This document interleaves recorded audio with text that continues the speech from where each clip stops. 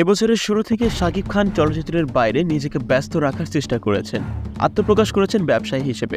এদিকে কিছুদিন ধরে আলোচনা হচ্ছিল ক্রিকেটের সঙ্গে তিনি যুক্ত হতে যাচ্ছেন, বাংলাদেশ প্রিমিয়ার লিগের একটি দল কিনতে যাচ্ছেন। কোনোভাবে বিষয়টি নিশ্চিত হওয়া যাচ্ছিল না। যুক্তরাষ্ট্র থেকে 2 মাস পর দেশে ফিরে সে এ বিষয়ে জানালেন দেশের চলচ্চিত্রের সবচেয়ে বড় তারকা নিজেই।